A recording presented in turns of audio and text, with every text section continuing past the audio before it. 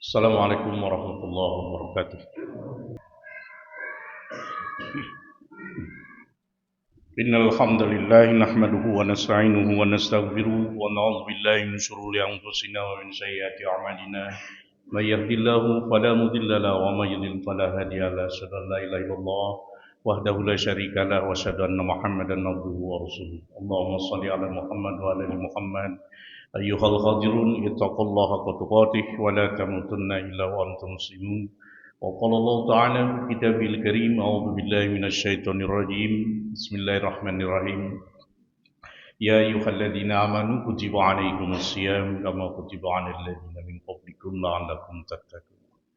Hadirin sidang Jumat rahimakumullah, mengawali ibadah ini mari kita bersama-sama memanjatkan puji syukur kehadirat Allah Subhanahu wa taala. Allah masih mencurahkan nikmat-nikmatnya kepada kita, utamanya nikmat iman dan kesehatan. Di sela kita beraktivitas, kita penuhi kewajiban kita ibadah Jumat. Mudah-mudahan ini wujud manifestasi rasa syukur kita kepada Allah selaku hamba-Nya. Sekaligus tentu bermunajat, semoga seluruh ibadah kita diterima Allah Subhanahu wa taala. Salawat dan salam semoga terlimpah tercurah kepada Nabi Allah Muhammad sallallahu alaihi wasallam, pada keluarganya, para sahabatnya. Khotib tentu mengingatkan secara khusus kepada pribadi khotib dan kepada hadirin sidang Jumat, mari senantiasa berupaya dan optimal untuk meningkatkan kualitas iman kita, kualitas ibadah kita, dan kualitas ketakwaan kita kepada Allah Subhanahu wa taala. Hadirin sidang Jumat rahimakumullah, meneliti ayat di Al-Baqarah 183 dengan kalimat kutiba, tidak Allah cantumkan dengan faradu atau wajibu. Ini unik, karena Al-Quran ini kalau dikaji secara kalimat itu kadang-kadang unik. Mengapa Allah mengungkap dengan satu kalimat ini, tidak dengan kalimat ini, padahal yang kita kenal arti dari kalimat itu adalah ini dan sebagainya. Ini luar biasa uniknya Al-Quranul Karim. Kutiba itu kataba yaktubu, menulis. Jadi makna wajib di situ menulis. Menulis kalau kita kemudian tarik sebuah kesimpulan, menulis itu intinya adalah membekas. Ketika sederhana saja kita kertas kosong dikasih ada pulpennya, kemudian ditulisi yang tadinya kemudian kosong, kemudian tertulis, maka membekas tulisan. Nah, inilah ibadah saum yang kita lakukan kemarin itu harus ada bekas, dan bahkan saum itu harus membentuk karakter. Jadi pasca saum itu membentuk karakter. Makanya di dalam Islam setiap ibadah itu harus berdampak. Walaupun mungkin ayat tidak secara langsung mengungkapkan harus ada dampak, tapi dampak ini sudah harus secara otomatis satu paket lah dengan ayat itu. Misalnya sholat anil fakhsyai wal munkar, haji juga, umroh juga, kemudian zakat juga, termasuk saum yang kita baru lakukan kemarin. Kemudian ada efek yang harus muncul dari setiap pribadi muslim yang melaksanakan ibadah saum. Pertama, karakter karir. Karir itu kalau secara bahasa adalah pencapaian. Jadi saum itu sesungguhnya ketika kita lakukan kemarin itu ada targetnya. Dan sekarang dampaknya juga harus ada target. Karena hidup kita ini target karirnya, pencapaiannya itu dua, dunia, akhirat. Orang tidak boleh saja terus-terusan untuk urusan akhirat. Sampai di masjid dari pagi sampai malam dia di masjid terus zikir kepada Allah. Terlarang dalam Islam.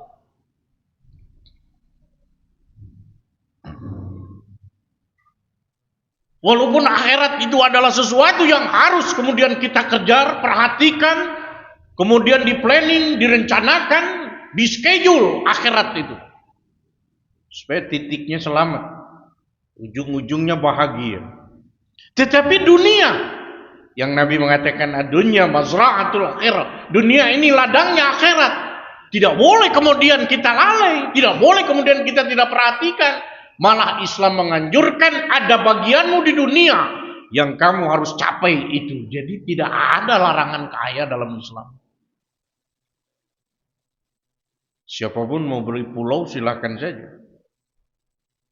Mau memiliki dan sebagainya. Bahkan di Indonesia ini katanya ada orang yang memiliki tanah seluas Jakarta.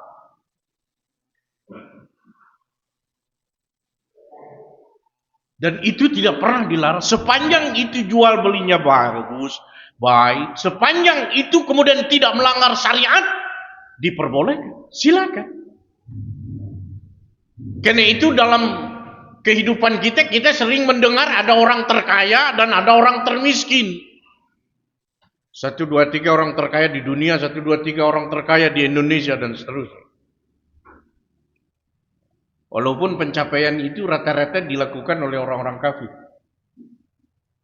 Tetapi Islam tidak ada larangan itu. Dunia ini harus diperhatikan betul-betul. Dari satu sisi kita mencapai karir akhirat, di sisi lain dunia. Tidak boleh kata Allah kamu lupakan. Ada bagianmu di dunia yang kamu harus lakukan.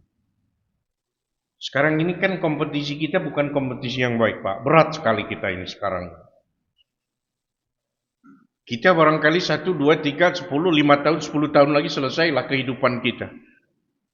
Tapi kita harus betul-betul sekarang ini mempersiapkan dengan sebaik-baiknya, memikirkan, mempersiapkan dengan sebaik-baiknya. Nasihatlah pernah. Jangan kemudian luntur untuk anak dan cucu kita.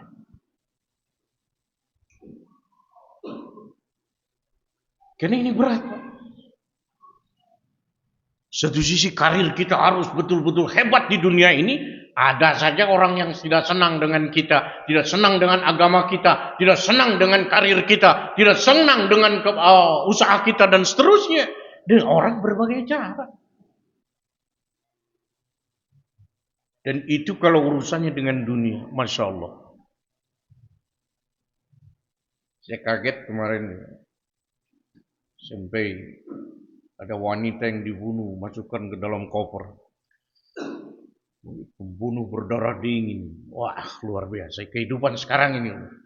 Orang sudah ngaco sekarang. Orang sudah tidak bisa lagi memilih hak batil, memilih benar dan sebagainya. Ternyata itu di tempat saya orangnya. Korbannya di tempat saya.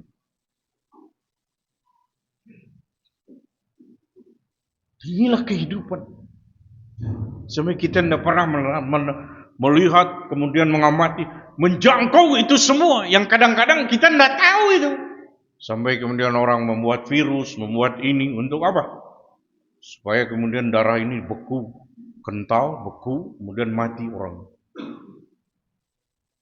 Jadi versi-versi COVID ini sudah mulai. Ini kalau kita tidak kuat menghadapi kehidupan sekarang ini, kalau tak menggantungkan kita dengan Allah Subhanahu wa taala, oh repot. Sementara di dunia ini kita harus berbuat, kita harus bertindak, kita harus beribadah dan seterusnya. Walaupun Allah mengatakan innallaha ma'ana, la tahzan, innallaha ma'ana. Jangan sedih, jangan galau, jangan apapun merasa cemas dan lain sebagainya. Innallaha ma'ana. Satu sisi kita diupayakan mendekatkan diri lebih kepada Allah dengan kita karena punya keyakinan. Aku yakin, ainul yakin kepada Allah. Tapi di sisi lain kan orang maksiat itu nggak bisa kita cegah juga. Kalau hari ini kita satu orang ibadah di sini, maksiat orang beribu-ribu, berjuta-juta, ya kita tenggelam juga, ikut azab mereka.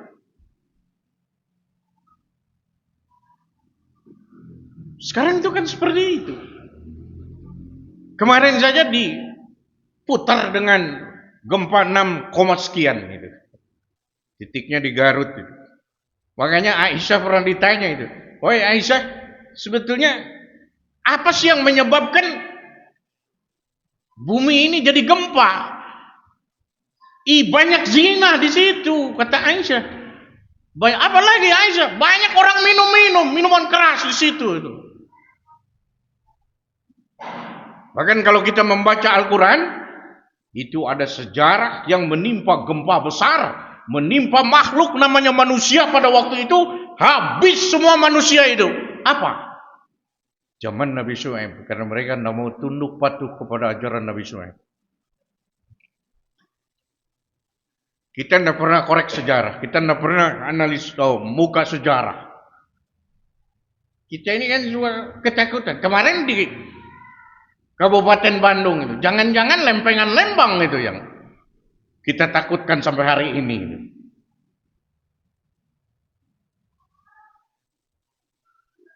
Tapi itu semua adalah kehidupan. Yang mau tidak mau warnanya seperti apapun harus kita lakukan. Tapi tetap kita harus ada di posisi kebaikan menurut penilaian Allah dan Rasulnya. Jadi mari pasca Ramadan karir kita bagus, dunia akhirat. Silakan pesantrenkan, sekolahkan setinggi-tingginya anak cucu kita supaya dia kuat menghadapi zamannya ke depan. Saya khawatir sekali. Kemudian dampak yang harus muncul di samping karir adalah profesionalisme. Ada tanggung jawab di situ. Ada kejujuran di situ. Artinya bahwa hidup ini sebetulnya sudah dirangkai oleh Allah. Dan kalau kebaikan warnanya seperti ini, keburukan seperti ini. Resiko keburukan akan begini, resiko kebaikan akan begini. Sanksi orang yang berbuat keburukan akan begini, sanksi orang yang berbuat baik akan begini. Itu sudah jelas. Tapi itu dirusak oleh manusia, profesionalisme. Padahal sebetulnya di Ramadan kita dilatih untuk profesionalisme. Jujur, rendah Pak sekarang hadirin. Orang tidak jujur dihormat-hormat sekarang itu. Orang tidak jujur diangkat-angkat sekarang ini. Orang tidak jujur, oh hebat ini, hebat itu dan sebagainya. Sementara yang jujur ditenggelamkan. Saya berani mengatakan sekarang ini. Karena saya tipenya adalah orang yang berani menegakkan kebenaran. Yang benar adalah benar, yang hak adalah hak. Risiko apapun yang akan saya temui, saya akan hadapi. Karena itu perintah dari Allah Subhanahu wa taala. Di dunia pendidikan saja. Dinas pendidikan, Departemen Pendidikan, Kementerian Pendidikan nih yang seharusnya melahirkan orang-orang jujur, orang-orang yang memang memiliki kualitas kejujuran yang sangat luar biasa, justru ditonjok dengan ketidakjujuran. Ditonjok dengan ketidakjujuran. Jadi kalau pendidikan sudah demikian, di Kementerian Agama yang notabene adalah harus melahirkan orang-orang yang bersih secara rohani, tetapi justru sebaliknya. Dan inilah tantangan. Saya menyampaikan ini bukan apa-apa, hadirin sidang jemaah. Supaya umat bangun, supaya umat berpikir, supaya umat kerja keras di dunia ini sekarang ini. Yang makin ke depan tantangan itu akan semakin berat.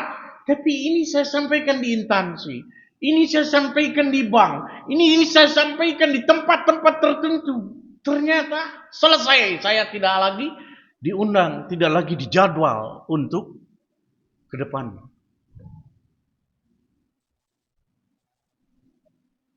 Jadi sekarang ini mau balik gitu, mari kita tingkatkan iman, mari kita tingkatkan takwa. Jadi saya kalau ngomong di polisi, saya harus polisi itu baik loh. Ini loh, nggak bisa. Dakwah itu nggak boleh ditawar-tawar seperti itu. Bapak dakwahnya begini, nggak bisa. Saya akan menyampaikan apa yang diperintahkan Allah. Saya akan menyampaikan apa yang kemudian dituntun Rasulullah SAW. Itu akan saya sampaikan. Walaupun itu pahit, saya tetap akan menyampaikan.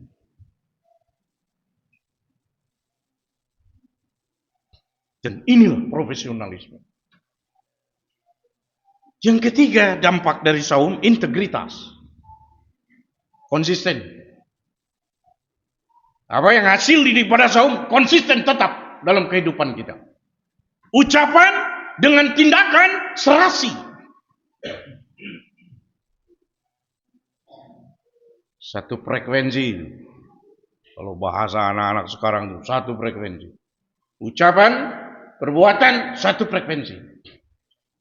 Sekarang ini kan ada orang ucapannya begitu hebat, tapi tatkala berhadapan dengan kesulitan, sedikit saja kemudian ucapan itu berubah akibat perbuatan.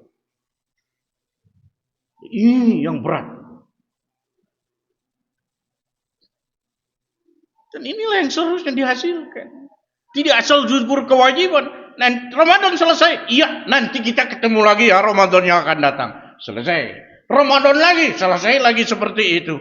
Tidak ada perubahan pasca saum itu. Karakternya nggak terbentuk. Yang seharusnya terbentuk.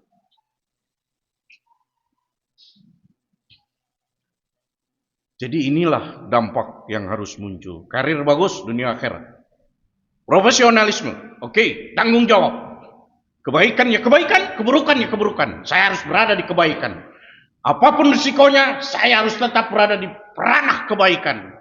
Walaupun apapun risikonya. Kalau jabatan dipecat, seolah-olah. Yang penting kemuliaan datangnya dari Allah.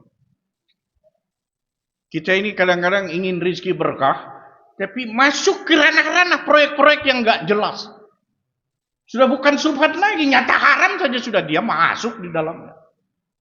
Ya gimana mau berkah? Tetapi orang yang berkarakter pasca saum, dia punya profesionalisme. Jujur, saya tidak mau. Integritas, konsisten, istiqomah. Antara ucapan dengan perbuatan sesuai, seirama, sinergi. Jangan ucapan A, perbuatan B. Itu munafik namanya. Jadi sebetulnya sekarang ini tidak bisa menilai orang dari tingginya akademis. Gak bisa. Profesor sekalipun. Dunia politik sudah kelihatan kemarin. Ada di kubangan kotor, profesor banyak di situ, ahli-ahli ilmu banyak di situ, bahkan tidak sedikit ulama juga ikut di situ. Kita tidak boleh, harus punya profesionalisme, harus punya integritas. Tetap dituntut kita untuk tetap istiqomah. Ini barangkali yang bisa diambil sebagai sebuah pelajaran hikmah dari ibadah saum sebagai dampak dan efek yang harus muncul pada setiap pribadi muslim yang melaksanakan ibadah saum. Barakallahu li wa lakum.